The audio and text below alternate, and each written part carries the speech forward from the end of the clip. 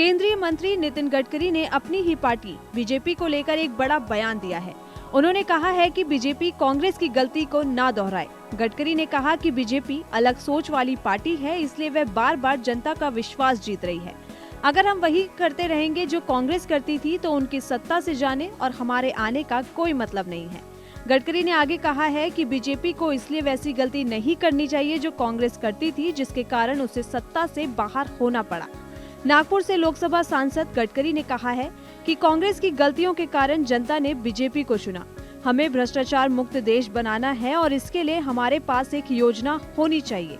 उन्होंने कहा कि आने वाले दिनों में पार्टी कार्यकर्ताओं को ये पता होना चाहिए कि राजनीति सामाजिक और आर्थिक सुधार लाने का एक साधन है। गडकरी ने ये बातें गोवा के पणजी में बीजेपी कार्यकारिणी की बैठक के दौरान कही है।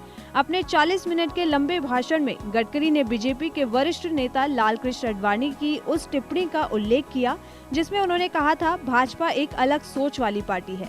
गडकरी ने कहा कि आडवाणी जी कहा करते थे कि हम एक अलग सोच वाली पार्टी हैं। हमें ये समझना होगा कि हम अन्य पार्टियों से कितने अलग हैं। बैठक को संबोधित करते हुए गडकरी ने महाराष्ट्र की राजनीति का भी जिक्र किया।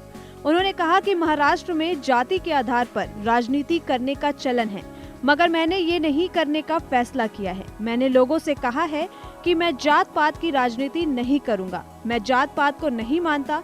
जो करेगा जात की बात उसको मारूंगा कसकर लात। गडकरी ने कहा कि एक व्यक्ति की पहचान उसके मूल्यों से होती है, ना कि उसकी जाति से। गडकरी का बयान उस दिन आया जब महाराष्ट्र में महायुति गठबंधन ने एमएलसी चुनाव में शानदार प्रदर्शन किया है। महायुति ने 11 में से 9 सीटों पर जीत हासिल की है। बीजेपी के सभी 5 उम्मीदवारों पंकज मुंडे, परिणय फुके, अमित गोरखे, योगेश टिकेकर और सदा भाऊ खोत ने जीत दर्ज की है। वहीं एकनाथ शिंदे की शिवसेना के 2 उम्मीदवार कृपाल तुमाने और भावना गवली ने भी जीत हासिल की है।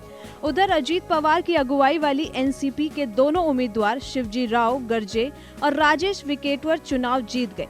विधान परिषद चुनाव में महाविकास आघाड़ी को बड़ा झटका लगा है।